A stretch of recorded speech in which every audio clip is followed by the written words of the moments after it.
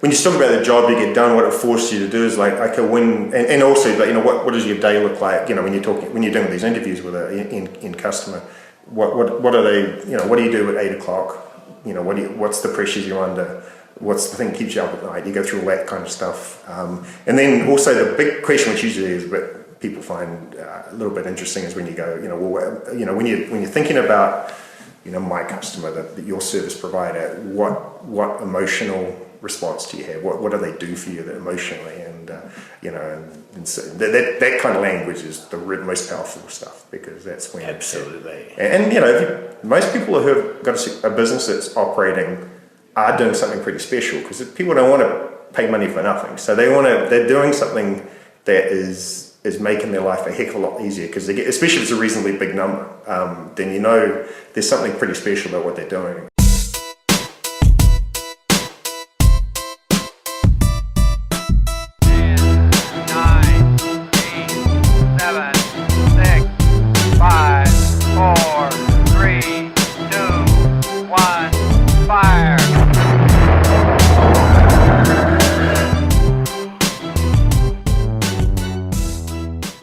This is the Ryan Marketing Show, and you're listening to episode 77 of 100. Today on the show, I have Phil Rogers from marketing company Revenizer. Phil is based in Rhode Island, Providence, just outside of New York, and we're going to be talking all about marketing, tactics, strategy, and what he's seeing from his unique perspective being based here in the US. Let's get into the interview now. Yeah, it's kind of interesting back then. Because when you started that, I remember there was these 3 boxes that you had, and it had Facebook, Twitter, and then you added on Google Plus, I think it was. No, Google Analytics, MailChimp. We did what else? Did some e-commerce. Because all these people, a lot of those companies were actually paying for me for the integration. So when we did it, they paid like $5,000. So we're kind of almost profitable the exercise, So, but not only, it was really MailChimp, and then BigCommerce. That's right, the e-commerce outfit out of Australia. Because that is part of the challenge, is like just pulling all the data together, just so you could go back to your boss or to your direct report and go, do this or do this. That could be 3 hours work. So if you're a large organisation, you don't want to be doing that on a daily basis. But it gets really the customer. That's the dashboard guys all struggle, because everyone says they care about numbers, but the reality they don't. It's this dirty secret. They may have to report to someone, but otherwise, trying to get engagement with a dashboard is just, especially marketing dashboards, like really hard. So you moved on from the dashboard onto smart tips. So that was the movement away from just data to, right, how can we help people? What are the tips in marketing? Yeah, exactly. Yeah, so curating, the idea was to curate the best content out there to link to each of the metrics. So that kind of worked. That got a bit more engagement, but not enough for people to pay enough to make it worthwhile. So, but it was, that was. I think that was definitely a useful exercise. But it has to. Problem is, a lot of the content still isn't very actionable. So even if you'd have to really write it all yourself and make it super actionable, or grab all Neil Patel's stuff or something. I don't know, but you have to be, and people just don't understand the bigger picture anyway. It's like they really need help. They need I think the hard bit is the smart tips assumes that you have a holistic view over marketing and over your business, and these tips are how you can now deploy them on these channels. But if you don't have that umbrella, that holistic macro of here's what's happening in marketing, then you're not going to be any the wiser. No, and instead what they do, it just becomes activity-based stuff where I'll send more emails, but they haven't. It always, now I always bring everyone back to strategy to start with, because there's no point to do anything else, because you can't do SEO, you can't do email, you can't do anything. I mean, but so at least you got some idea on a persona, ideal customer, archetype, whatever you want to call it, and then figured out some sort of messaging based on some level of research about what, and simple, headline, subheader, top 3 benefits, supporting features, and major and key offer. If you haven't done that, then So you started the business, what was it, 2009, 2010? 2011, 2011. Yeah. Did the balanced scorecard. Yeah. Then what was the moment then you switched to Smart Tips? Was that like a year or two later? It's probably a year in, yeah. It's probably about a year, yeah. So was that when it was just you, or were there other? Oh no, we had other people. Yeah. No, it was. I've still got a few people now, but I mean, it's more contractors and stuff. But I had two co-founders to start with, and but they're all off to doing other things now.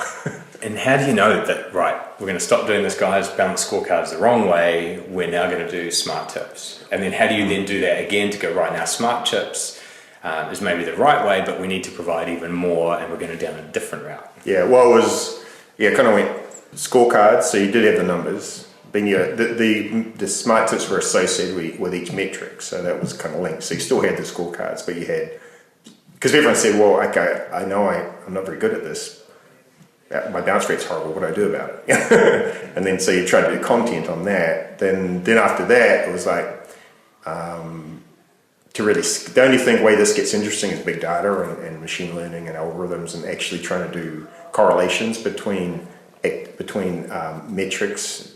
So if you reduce your bounce rate, does that have any impact on revenue? And so that was where we were heading with it. But to do that, you needed a really big data set. So that's when I started trying to do partnerships. So I talked to the Commonwealth Bank, BNZ, Staples here, and with actually just doing a mobile app. Because we built the back end, the work to do is do a custom mobile app that connected to the data. And then the idea was to scale. And but then, which got a fair way along, except then Staples was sort of running, I was sort of saying, because Staples are a big office supplier. Massive. Yeah. And they were like, oh yeah, we'll work with you. And they went on for about a year or so, and then suddenly they were doing it themselves. It was like, that's when I really thought, well, okay, let's. And by then I was sort of over the whole data piece anyway. I really felt like it was about, like you're saying, what is the process that people need to go through to be successful. And that at some point there will be some metrics associated because you've got to set goals and things and measure them, but you really have to go through that process. So how can I help people go through that process faster? So it was the final kind of turn off that app and start again. Isn't that interesting? Because that's going back to some of the fundamentals of marketing, which is more around the messaging and the art that goes into influencing or educating, rather than just the science of this is the number of active users that we're converting on a ratio basis across these channels. Yeah, I mean, you still need to do that, but you're not going to achieve that unless you've done the actual, the kind of strategic work that's necessary, and then, applied that consistently right through all your channels and everything you do. So it took me a while to get there, but the sad thing is I did an MBA in like 2008, and that was kind of the whole, Isn't it the way though that there's these key steps, and I think if anything from all the interviews I've done so far is that the business owners and CEOs, they learn the most from either the failures, personal or strategic, or there's moments where they are forced to change because their market changes. And the ability of them to continue on is based on their ability to notice the change and respond to it in a proactive way. And I think, marketing in particular, it's always changing. Yeah. It's insane. Well, the only thing that is consistent is the process. If you keep applying the same process, you're okay. Because even if things are changing, all you're doing is changing different, technique or tactics, but within a framework. So, I'd always go through strategy, sort of web, SEO, organic, usually email and exit automation, then into, and part of that is offers and landing pages. We know how you're going to get people into the funnel and down the funnel, and then once you've got all that right and it actually is working, you can start looking at advertising and you do need a decent analytics stack underneath at that point. But a lot of it is the early stuff. There's really not enough data to really do analytics. It has to be a sort of qualitative stuff anyway. So that process just keep churning through it, and eventually it'll take time. It's like anything. I mean, with these businesses, same time it's taken me a long time to figure it out, and and we're doing it day to day. Yeah, exactly. Every day it's marketing. And but they got to go through that same process. So there's no instant win.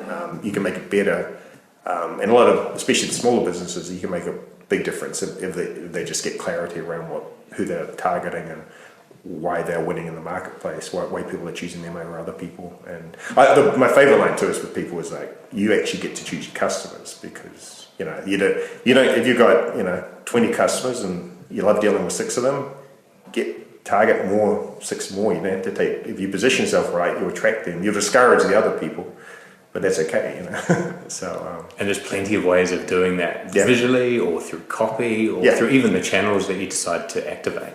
Well, and when it starts with the strategy too, though, because if you know who those people are, you've got their profile, you grab in their language, how they describe why they love working with you, and then you just use all that in your messaging and right through your channels, and people who are similar to them. It's like you've got to check that there's enough of people like them, obviously, because you don't want to be targeting like there's 6 people and there's only 2 in the world like them. It's not a good thing. But once you do that, it's they give you the answer. Customers always give you the answer on everything, I think, but it's a bigger picture. So talk me through that process for someone that maybe goes to the Revenizer site, looks at the various fixed packages that you have, which is a different way from many agencies that just bill on time materials, so you can end up with bill shock. Yeah. What do they get for some of the packages where you include the implementation, the execution of marketing as well? The 2,500 to 5,000 a month packages, and what does the audit achieve up front? Like, what are the things that the outcomes they get to then direct where that spend is going to be invested? Yeah, well, the first thing is the whole point of where those packages and everything is to really position between an agency, which generally is pretty bloated because you've got a lot of people involved, and it's a body shop. Yeah, and it's good for if you're a big enough business, that's fine. Or even it can be bloated even for a large business, because you bring people in and it just becomes another line item, which is so there's that. Then the other option is a bunch of freelancers. So you have an SEO person, an email person, someone writing some blogs for you, so someone doing the ads for you. So there's suddenly you're managing a team of 5 people, and you don't really know how to do it in the first place. So they're the 2 options right now. So what the idea with Revenizer, it's all in one. So you get one consultant who knows it end to end, who can take you through the entire process. So that's sort of from a positioning perspective. It was what they get. The first thing, which is, it's taken me a while to get here, but I think the best offer we can make early on is the free assessment and plan. So basically I really killed all kind of other offers. It's really comes down to that. So anyone can walk up and we'll spend some time. A lot of it going through what they're doing currently, and most of that you can do through public information. We usually have to get some email information, and then we give them a score down the 7 areas of that we from strategy through to analytics where they are, and then put a little 3-month plan together. So, and everyone who does an assessment so far signs up. So at some level. So that's good. And what they get straight away is clarity. That's the first thing you can deliver, and that means usually you do some work on their develop an ideal customer profile, persona, and then rework the messaging and create a new messaging hierarchy for them, and then apply that to their website, or use just the homepage to start with. And then immediately, and then also an offer. What's the one thing, next step that you want them to take, and something. So that's the sort of the first thing they get. After that, it becomes a bit more, you sort of just keep flowing that messaging through. So they can either do that themselves if they're comfortable with that, or you can work with them. So it's either usually email automation is pretty early in the process, because once they've signed up for a checklist or whatever it is, that's relevant to their offer. Then you get into the automation is the next obvious thing to do, and it also helps building their lists, their email lists. And if you've got that persona done, you can start looking at SEO and start looking at maybe what content they should produce. Not weekly content, but some really meaty, actionable content that really helps solve the problem that through the messaging process you've identified the customers have. That's quite smart, because I think a lot of business owners will look at the website as it gets built, and then maybe if you're lucky it gets replaced every 18 months to 2 years, but more likely 3 to 5 years. Yeah. Whereas you're going in there changing that homepage message, which is the first prospect experience of the brand, and then give them an actionable, if they like it, to click and download, or to click and register, or join, or so for a company who hasn't had that messaging massaged on there for a while, or had an offer that's of value on their homepage,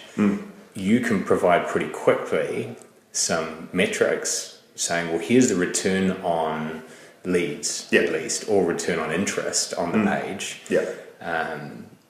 Which then do you go and apply that at a layer down, like on the products, on the categories, on the blog pages? Then you start flying it through the whole thing, but that's a longer term thing. I mean, the quick win is, and it's actually not always directly in results. It usually is, because it's clearer and everything else. It actually always is, I guess. But the most people get the most out of it is clarity about what they're good at, and why people choose them, and that stuff, that alone is people go, that's, you can see them kind of come to life, because they've usually been battling away and trying to get some growth, and nothing seems to work, and they don't know what they're really about. But it is a little more of that first stage is a very kind of, can be quite emotional for people, because they go, if you've been working on something for 5 years and you've got some customers, but you don't know how to do the next thing, and suddenly you get that clarity and you go, wow, I think I know why these guys like dealing with me now, and that's a big thing. But then, moving quickly into actually getting,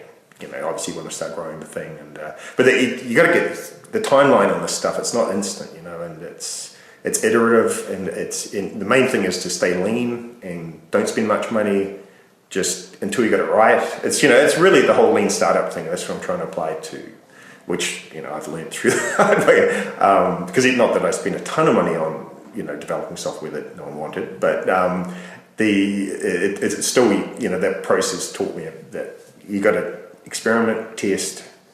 If it works, double down. If it doesn't, go back to the drawing board. Go back to research. Going back to your ideal customer. Go figure out and keep iterating through. So there's no easy switch you can just turn the thing on and suddenly boom, you're through to the other side. It's a long and painful process, but it's kind of the point.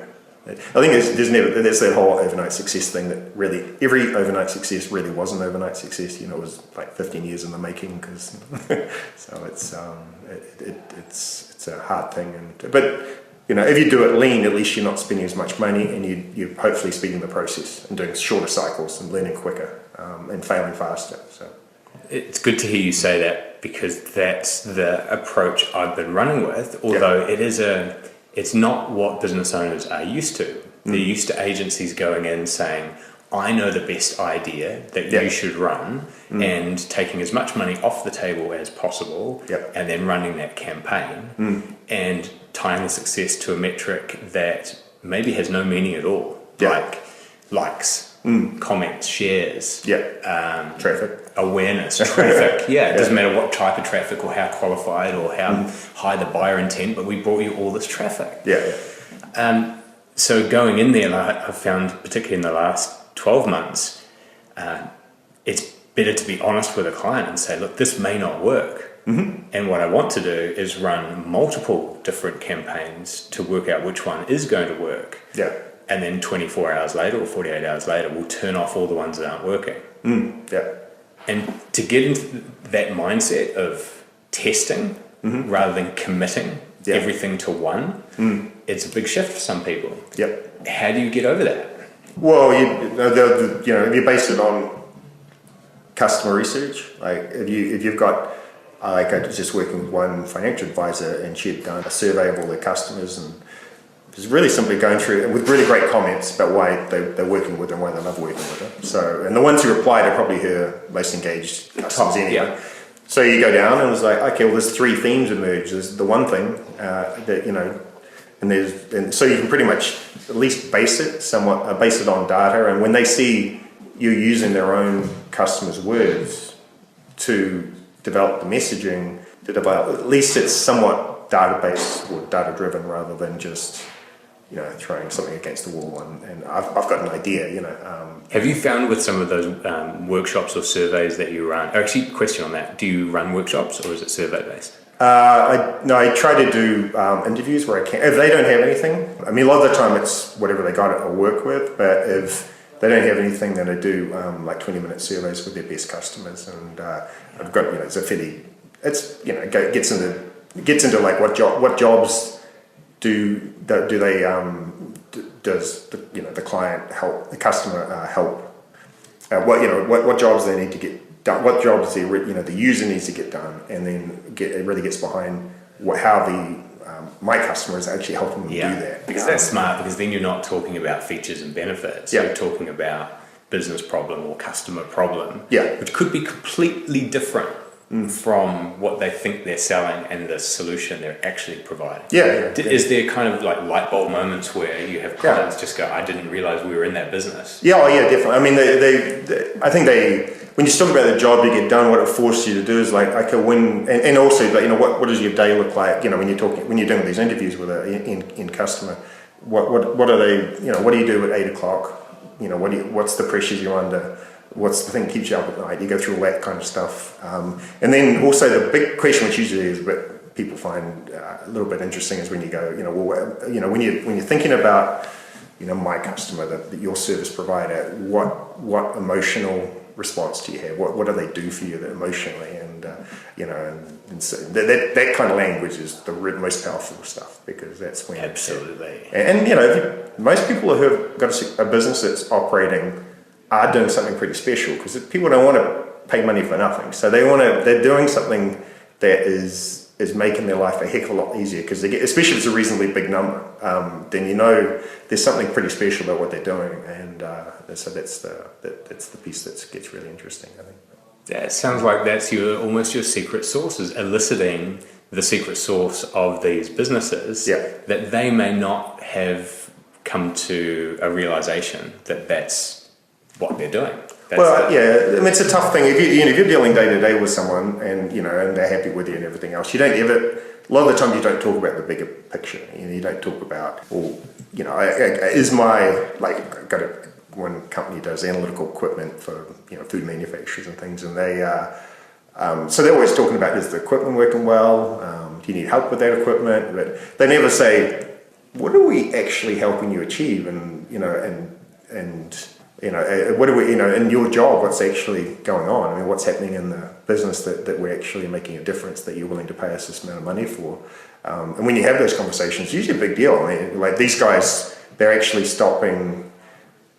So the food people are providing ingredients to other people. If the analytics aren't right on the food, so the salt content and everything else is wrong, it goes into a mix, and then the end mix is wrong. So that whole thing would have to get tossed away and started again. So, and then some of the time, it's also some of the parameters around food safety too. So what is a food safety instrument? So these guys turn it from what is a manual process where people are doing titrations manually and using their eyes to see whether it's ended, moving it to an algorithm-based piece of equipment.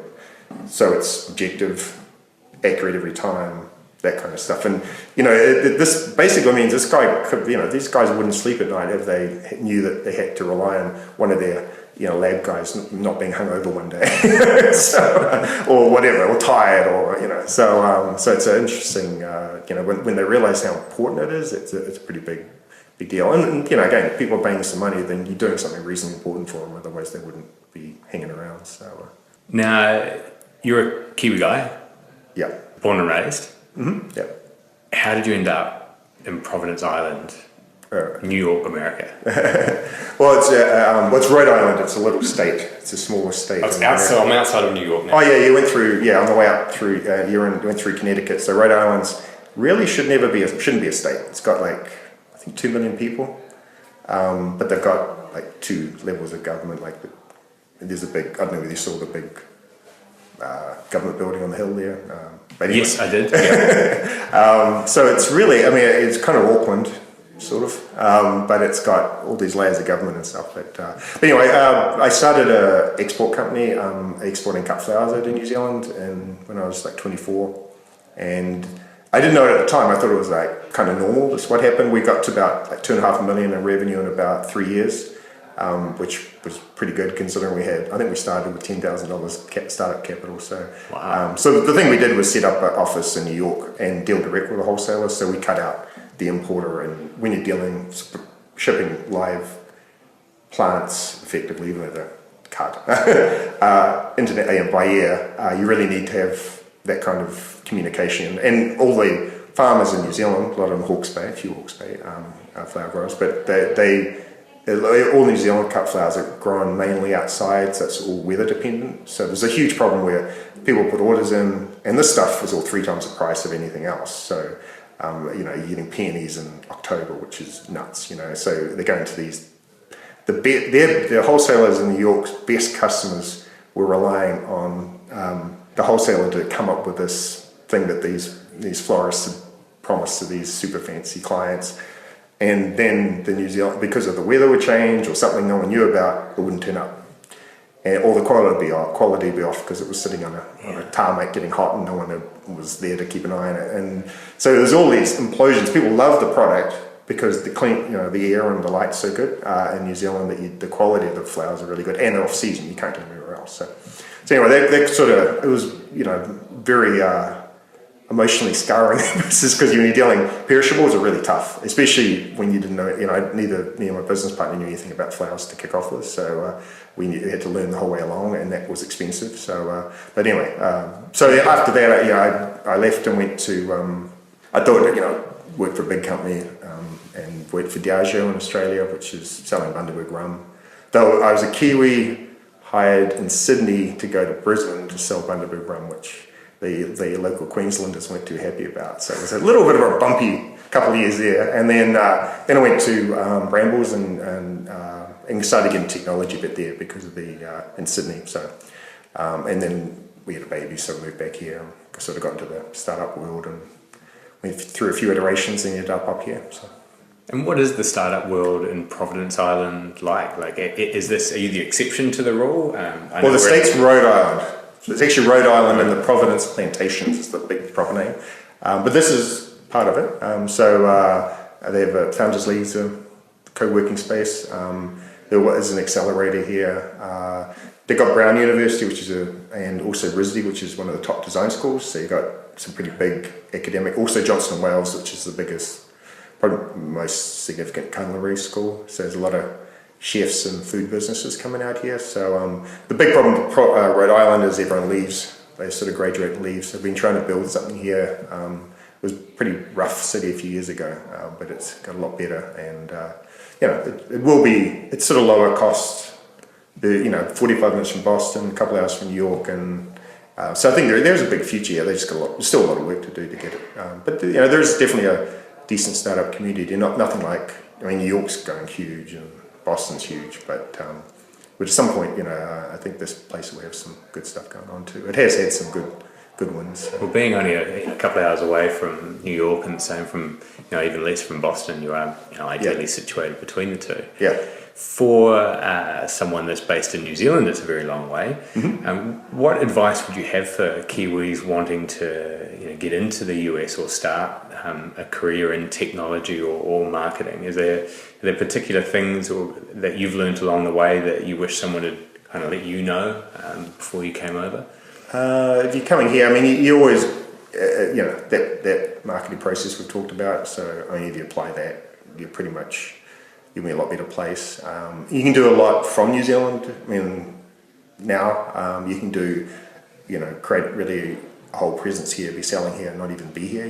So you can, doing as much before you go over, it makes a lot of sense.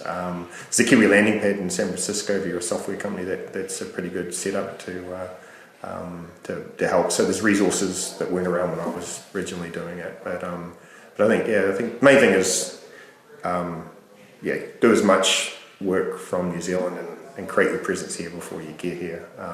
But if someone going into marketing, I did a master's in law at Victoria, so and wasn't doing the cut flower things. It made me realise that this is probably what I like doing. So I think digital's got such and software development as well. It's just got so much potential for New Zealand. If you do. Definitely learn to code, obviously. Job them whether you're marketing, whatever.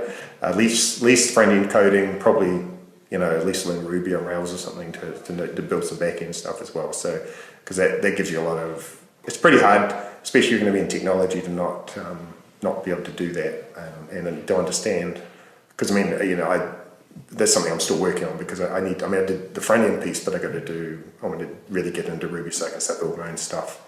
At least, and then later on you can do code reviews and all the things you need to do when you get a team, but it's much easier just to create your own thing if you can.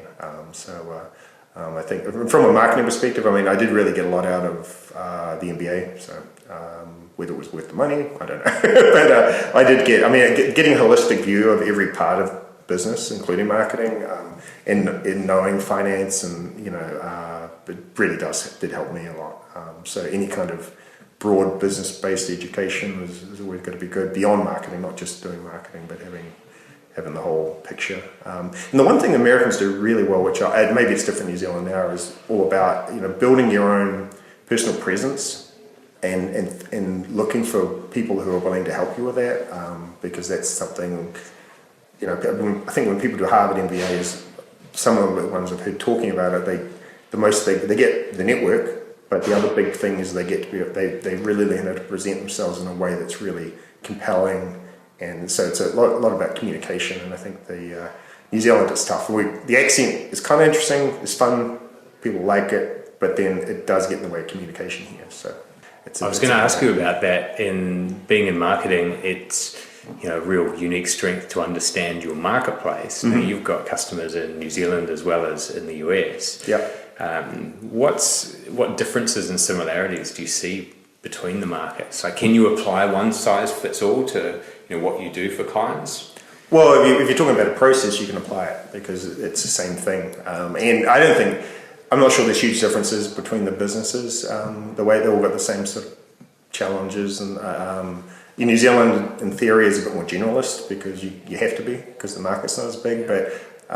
Depending on your market, though, it's a lot of local markets too, though. So it's not like if you're a financial advisor, you're really dealing with Providence, Rhode Island. So you're going to be a generalist. Size. Yeah, it's like living in Auckland, and trying to compete with the guys up in Boston when you live in Providence is pretty hard. So depending on the business, obviously e-commerce, but you can do e-commerce from New Zealand here too, anyway. So it's not like. I don't think there's a huge difference in the businesses. It's just.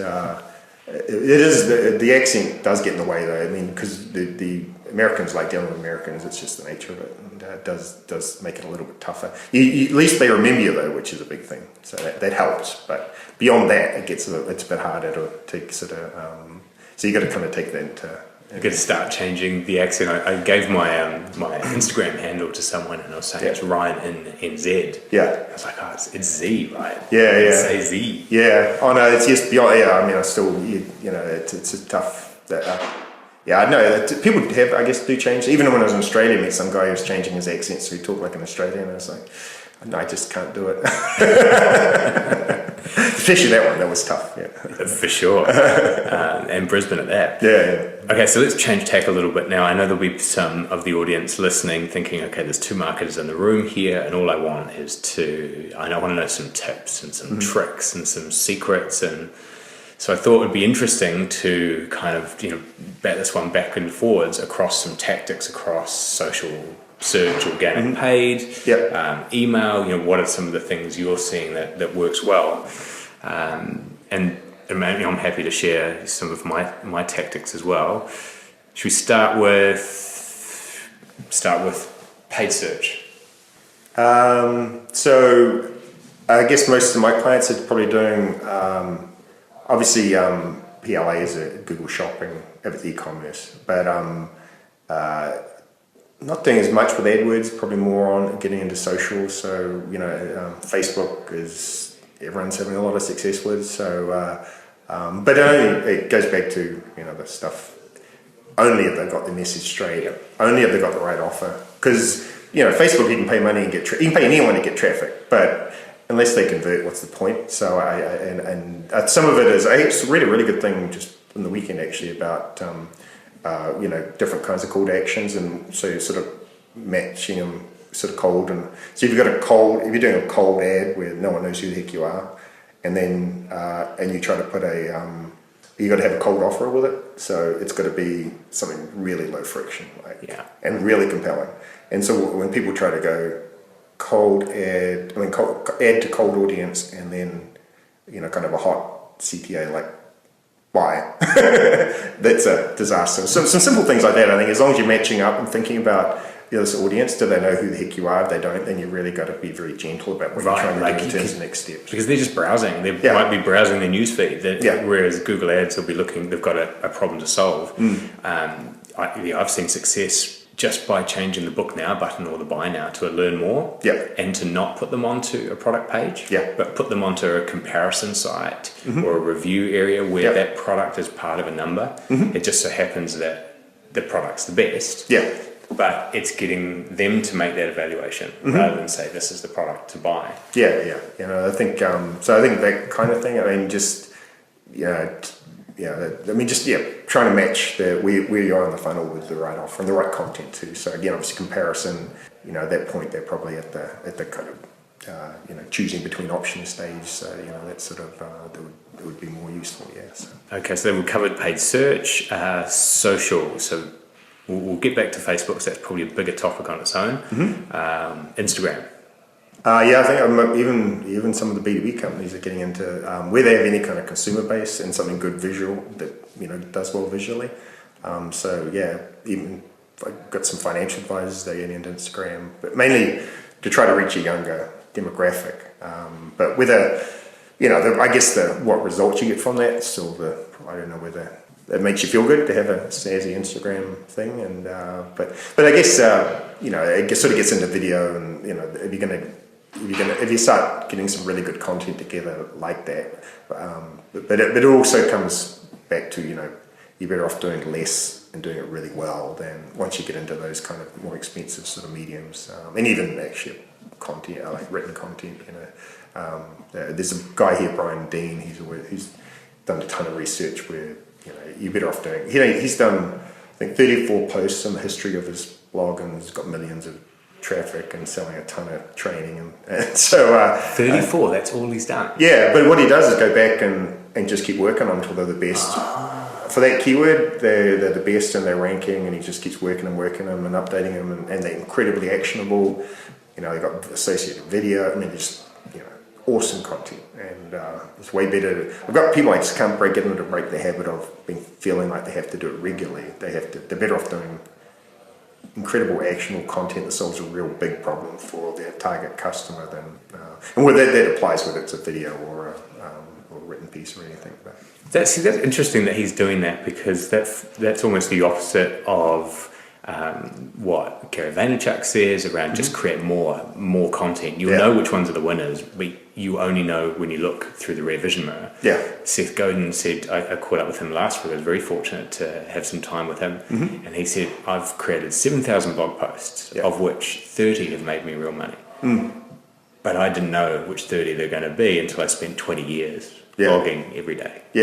That maybe I mean they're pretty big names, so I'm not saying they're not wrong, but it's maybe outdated, because I think the average number one ranking Google results like 2,000 words, so 1,800 and something, I think. So Google is changing. I know they've changed their algorithm or whatever, but they're looking for content that really helps solve the problem, the best content, and if you deliver that, as long as you've got to be smart about it, and you might have to tweak the keywords. I think that's the point, is that you've got to be able to know the technical SEO side of this. There's a guy, Viper Chill, and he takes a lot of pleasure in building those 2, 3, 10,000 word articles.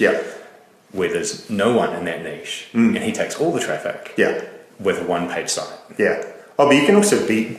You don't have to. You can also beat existing traffic that's not very good too. Because this guy Brian, he started the whole idea of the skyscrapers. So you basically look who's getting a ton of traffic on the topic you want. You look what they've done, and you make if they've got 17 ways of doing something, you're going to have 45. So you're going to be so much better than them, have such deeper content and rank for that term. Then you're going to beat them because you're just better. And this has been his philosophy. So because of the posting every week thing is, especially when people don't have any kind of strategy around it, where there's no. It's just a waste of time. It's just a waste of time. It seems like it. So next one, LinkedIn. I'm still figuring that one out. I think it feels like it should be really good because of the targeting capability, but it seems like you end up. It's easy. Obviously, you can get traffic like anything, but getting conversions from it, I've struggled with a little bit. So maybe because I'm doing something wrong, but with clients, and it's also kind of expensive too. It's not like inexpensive clicks you're getting. So you'd want to see through the targeting a better response rate. So yeah, I'm on the fence on LinkedIn. I'm with you. I've never had any success at any paid LinkedIn. Yeah. I've had some through articles, and I think if people have, if they're a product manager or a marketing manager or a sales or even operations within a large business, to be publishing articles to their user base, then that's smart. Yeah. But from the paid side of things, I haven't seen it work, so I'm not sure that's their main business. Yeah. And maybe you're right, it's matching the content versus the content in the offer. So, if it is I've tried promoting content to them. You get traffic, but, it's, but I guess maybe all this stuff is, it doesn't take one time, it takes much more than that before. There'll be some other LinkedIn expert going, you guys know nothing about this. Yeah, exactly. You've done it all wrong. Email. Well, it's still, it's a gold standard on lowest effort, biggest response, right? So as long as you've got a good opt-in list, which still, it's hard to say that. I don't think email is going away anytime soon, and it's definitely the first thing I start with. Once you start, actually, you've got something to promote. So. I think the biggest opportunity for businesses at the moment is email plus social. It's building the email list for nurturing, building it also with customers, loyal ones, and then using that as a segmentation tool in social, particularly Facebook, because their ad. Their whole ad manager's so advanced. Yeah, definitely. No, well, because we used to ad roll a bit too with retargeting, using lists too, and did seem to work pretty well. I guess I probably did dig in a bit more on using lists. A lot of the time, it's just takes a while to actually even just get the email part of it right. So it's sort of it does actually take a while for most clients I hold them back off from advertising until we feel like we've really got something that's working, because you don't want to scale something that doesn't work. Yeah, exactly. So I'm sort of I really do spend a lot of time on the front end of things, making sure that we've got something that people are actually going to respond to and drive leads. And that takes a long time. It's not like instant hit. Nice. So build the mousetrap first before you keep on. Yeah, there's no point. Yeah, the leaky funnel thing. So. Print. Yeah, the only thing, there is a thing called Pebble Post, where you can start using digital data to trigger mailings, which is kind of interesting. But apart from that, no, I've checked out a print. Yeah. Any other channels that we haven't covered? Well, we did social retargeting. Influencer. I mean, influencer marketing. Yeah. So that one's still. Yeah, that seems to be, from my customers, probably the biggest opportunity for most of them. So in terms of the tricky bit, there are some new platforms where you're actually kind of lower level influencers. So especially on e-commerce, we have the like experticity, where you can actually get access to sales associates who are experts in different things. So there's some interesting stuff emerging there. I think that's been around a while. There's another one, Maggie, that does similar stuff, an Aussie company, where basically you're turning retail sales associates into experts to recommend your products. So you give them 50% off, and it's so there's it's a kind of interesting model. But and I guess the bigger influencer stuff that works, obviously reviews, as long as it's genuine, you do all the right disclosure and everything else. I think that you're right. I think influencer marketing has some huge upside for companies, but the interesting part is going to be how the influencers deal with it, because they've built these followerships, or they've built their expertise in a way because they're trustworthy. Yeah. So they've got to keep that trust when they're promoting those products. Yeah. Well, I think as long as they're genuine. I mean, if they don't like it, they don't like it. So if they start promoting something they don't think works very well, then they're going to have a problem. Also, in the US, where the FTC are really clamping down on you got to be very transparently disclosures about whether if you got given a product to review, then you got to say that. And even if I think even the hashtag, paid or whatever. There's a few that people have been using. Even that's not Hashtag enough. ad, I think. Yeah, that kind of stuff. Yeah. So then that sort of stuff. I think there'd be further clampdowns on that. I would think so. Now, one last question here, Phil, is I'm a big fan of side projects, things which are separate from what's going on in the business, just to keep the creative juices flowing, and kind of bring some other aspects into a business. What's your creative side project, or what keeps you busy when you're not on the job at Revenizer? Well, the one I wanted, it's the building some software to make this thing work better. So that's the piece I haven't spent as much time as I like, but that's the thing that really does spark me up a bit when I can start working on that. So that's hopefully I will get a bit more focus on that. But the problem is when you're working with customers, I always feel like when I've got some spare time, I spend it on their stuff, and it's sort of at some point I have to carve off. I usually come on Sundays here and do purely my stuff. So that's my Sundays is the best day of the week to do personal projects. Yeah. It's just this very quiet time in the mind. Yeah. Well, this place is empty at this point. At that point too, so that's nice. That helps. Except with the windows is a bit weird because there's a lot of people walking around looking in the window going, what the heck? So, I think, how about you? What's your side project? My side project right now is you, Phil, because I'm interviewing 100 CEOs. Oh, that's your side project. That's the side project. Yeah. I thought I would have it done and dusted within 6, maybe 9 months. We're coming up to just over a year now. Yeah. So it's become almost the main project at times, particularly traveling like this. And it's a way of kind of meeting people that I should have met some time ago. We've emailed each other for years. Yeah, exactly. We've never actually met face. Well, there was a small issue of half a world away, but well, I've made it now. Yeah. So next time we'll have to catch up back in New Zealand. Exactly. No, I'm trying to get down there more often, so I've got to figure that out. So. Well, thanks very much for your time today. No problem. And I'll let you get back to the work at Revenizer. Yep, sounds good. Thanks, Phil. Okay.